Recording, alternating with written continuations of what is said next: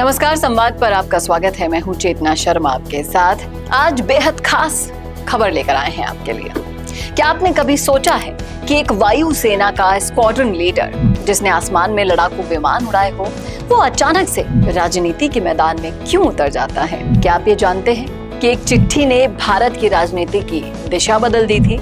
और इसी के साथ एक आखिरी सवाल, क्या आपको पता है कि एक दिन संजय गांधी ने एक युवा पूर्व पायलट से कहा था कि तुम्हें चुनाव लड़ना है, लेकिन उत्तर प्रदेश से नहीं, राजस्थान के भरतपुर से। ये वही कहानी है जिसने एक पायलट को देश का लोकप्रिय जननेता बना दिया।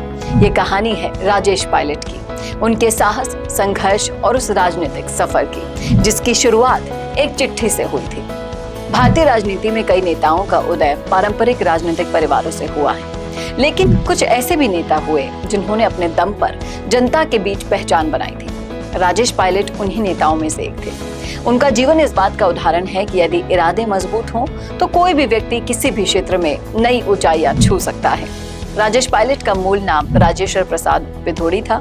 भारतीय वायुसेना में स्क्वाड्रन लीडर के रूप में उन्होंने देश की सेवा की, लेकिन उनके मन में केवल वर्दी पहनकर सेवा करने की ही नहीं, बल्कि सीधे जनता के बीच जाकर काम करने की इच्छा भी थी। उस दौर में कांग्रेस की राजनीति पर इंदिरा गांधी और संजय गांधी का गहरा प्रभाव था।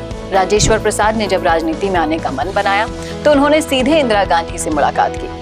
उन्होंने इच्छा जताई कि वे उत्तर प्रदेश के बागपत से चौधरी चरण सिंह के खिलाफ चुनाव लड़ना चाहते हैं। इंदिरा गांधी ने उन्हें समझाने की बहुत कोशिशें की कि बागपत जाट बहुल क्षेत्र है और जातीय समीकरण उनके पक्ष में नहीं है, लेकिन राजेश्वर का जवाब बताता है कि वो राजनीति को केवल जातीय गणित के चश्मे से नहीं देखते थे। उन्होंने ये साफ कहा कि इससे उन्हें कोई फर्क नहीं पड़ता। जब इंदिरा गांधी ने संभावित हिंसा और संघर्ष का जिक्र किया तो उनका जवाब और भी चर्चित बन गया और उन्होंने कहा था, जो बमों से नहीं डरा वो लाठियों से क्यों डरेगा। ये जवाब केवल एक व्यक्ति का आत्मविश्वास नहीं था, बल्कि उस सैनिक मानसिकता का प्रतीक था जो जोखिम से भागने के बजाय उसका सामना करना जानती है। हालांकि जब उत्तर प्रदेश के उम्मीदवारों की सूची आई तो उसमें उनका नाम नहीं था।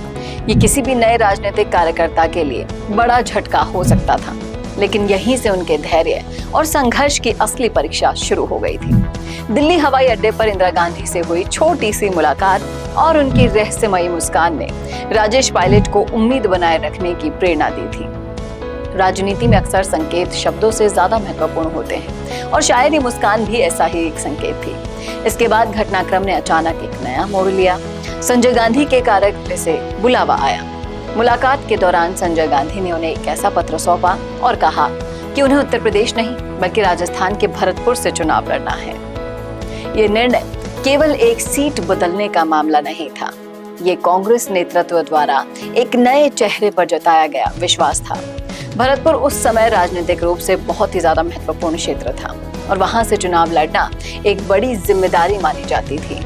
नामांकन के दौरान विरोध और आंतरिक राजनीति भी सामने आई। कुछ नेताओं ने बाधाएं भी खड़ी करने की कोशिश की, लेकिन राजेश पायलट ने कभी हार नहीं मानी। जनता के बीच उनकी सादगी, सैनिक पृष्ठभूमि और जन सेवा की भावना ने उन्हें तेजी से लोकप्रिय बना दिया। यहीं से राजेश पायलट के राजनीतिक जीवन की औपचारिक शुरुआत हुई और आगे चलकर वो कांग्रेस के सबसे प्रभावशाली जननेताओं में गिने गए।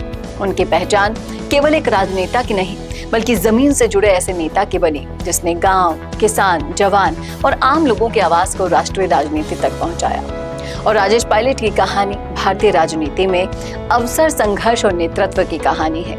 ये दिखाती है कि राजनीति में सफलता केवल पारिवारिक विरासत से नहीं मिलती, बल्कि साहस, धैर्य और सही समय पर मिले अवसर भी किसी व्यक्ति का भविष्य बदल सकते हैं। संजय गांधी की वो चिट्ठी केवल चुनाव लड़ने का निर्देश नहीं थी, बल्कि एक ऐसे नेता के जन्म की घोषणा थी जिसने आने वाले सालों में राष्ट्रीय राजनीति में अपनी अलग पहचान बनाई।